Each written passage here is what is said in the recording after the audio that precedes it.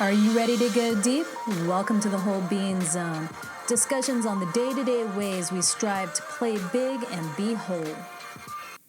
Welcome to episode 130 of the Whole Being Zone. This is Wendy Reese, and this is a short and sweet episode. It's January, and having been in the wellness, particularly the fitness and wellness industry for the past 23, 24 years now, I know that this is the month that everybody tries to get back onto the healthy bandwagon.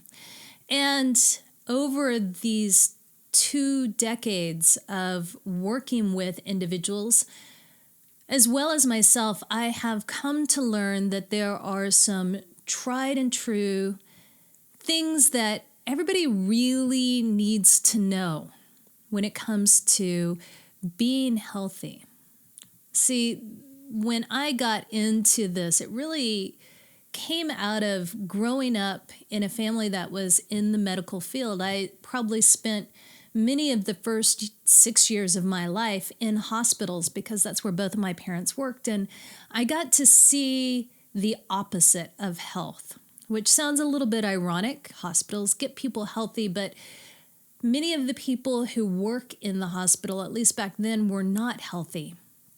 And even my own parents were not necessarily healthy. And it became, back in the 70s, so much easier to go with the convenience food and go with the fast food options than to really take the time to nurture the family through nutritious, nutrient-dense foods, even if it took a little bit longer to prepare, and maybe it would have taken a little bit of skills that perhaps there wasn't a degree of confidence to do that in my household.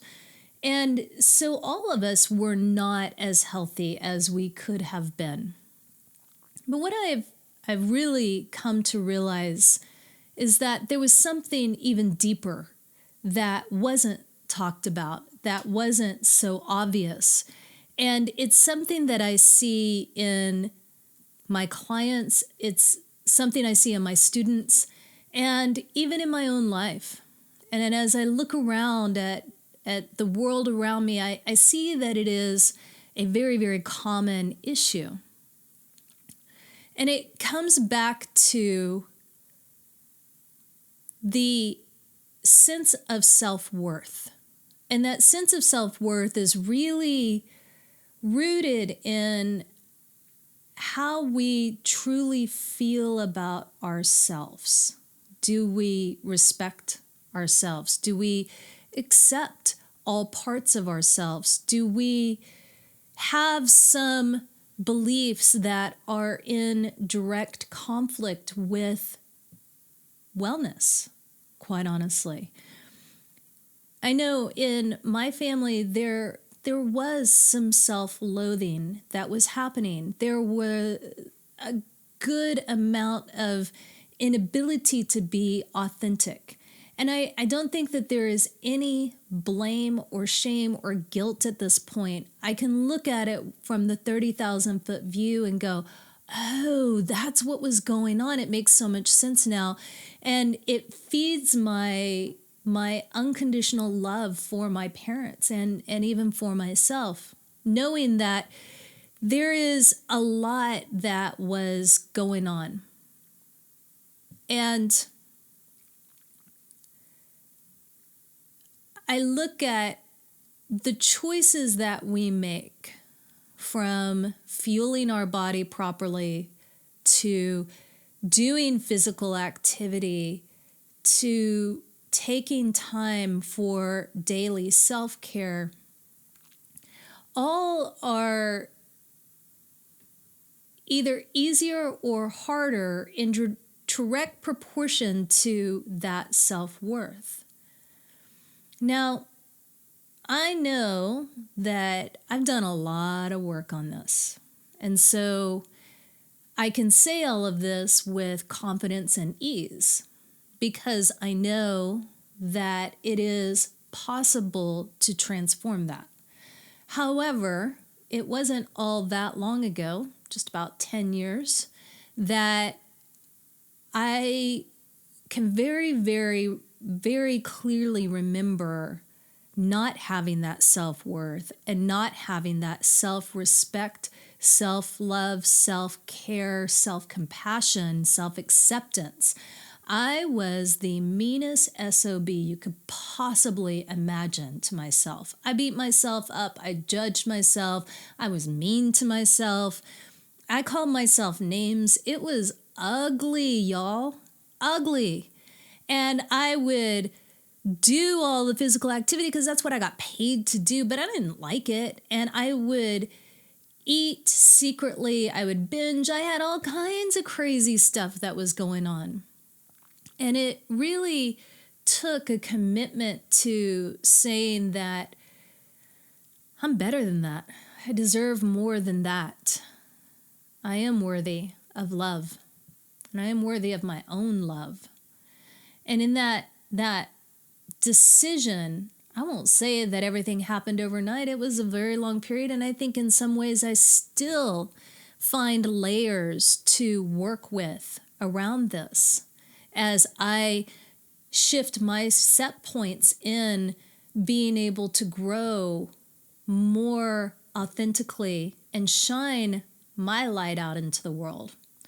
So I want to offer something to you guys that is a very, very, very powerful tool. This comes from the Desire Map by Danielle Laporte, and I am a facilitator, and I do love it because it is a bridge. It's such a wonderful complementary tool to yoga. Yoga is incredible because it helps us start to feel again. It helps us start to reconnect to our body and start to reconnect to that wholeness. And it gives us the solidity to be able to move through all of the feelings that we probably have avoided for a very long time, that were too scary or too difficult, too painful to move through.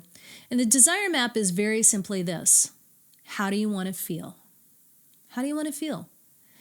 Yes, everybody wants to feel good. Yes, everybody wants to feel great. Okay, let's take that off the table. Go deeper. How do you want to feel? How do you want to feel when you wake up in the morning? How do you want to feel when you look in the mirror? How do you want to feel when you're getting dressed? When you're leaving the house to go to work?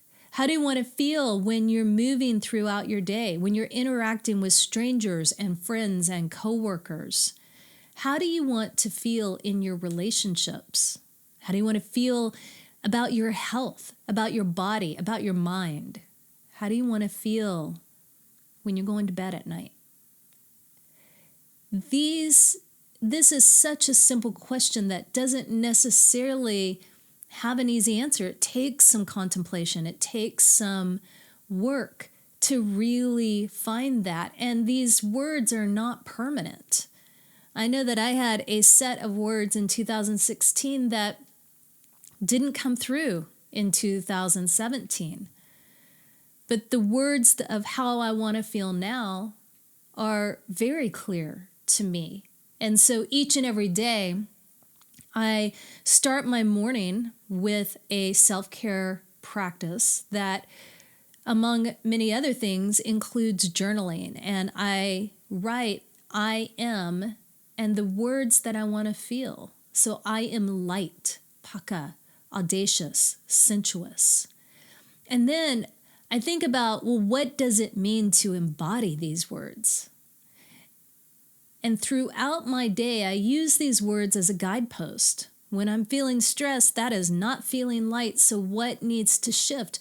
What mindsets and what stories am I telling myself that's got me all worked up? And what do I need to surrender and let go of? These desired feelings, these core desired feelings, are particularly useful when you're setting goals. So what if you want to lose 10 pounds, 20 pounds, 50 pounds, 100 pounds? What's going to happen when you lose them? How do you want to feel? Because if you can identify that, I want to feel sexy, or I want to feel healthy. Then you can start taking those feelings and begin to embody in them today. You're still X number of pounds overweight, but how can you feel sexy? How can you feel healthy? How can you feel more joyful right now? And you start to do the things that bring you more of that feeling. Maybe it's not the diet that you thought it would be. Maybe it's not working out in the way that you thought it would. Maybe what you really want to do is go take dance classes instead of hiring a personal trainer. Or maybe you want to just do it through yoga. Or maybe you want to do something totally different with your nutrition. And you may not know how, but you're willing because you know that's going to make you feel good. And the more that you feel good, the more that you support that goal. The more that you feel good, the better choices you're going to make. The more that you feel good, the more expansive things come and these opportunities start to present themselves. And, whoo, child, you know it's going to get juicy then. It's about feeling good. So what would feel good to you? That's how we start embodying health. So, are you ready? Are you willing to do it? Do you need some help? This is what I work with people one-on-one to help them get through all of the obstacles to be able to get to the very courageously honest place of how they want to feel. And it is fun. So if you're interested in learning more about that, you can go to wholebeinginc.com and just click on the work with me. And you'll see lots of different options there. I'd love to be able to help you. And if you just want to have a chat, I do discovery sessions for new clients. Go to wholebeinginc.com/discovery, and these will be in the show notes. Infinite love and gratitude. Till next time, be whole.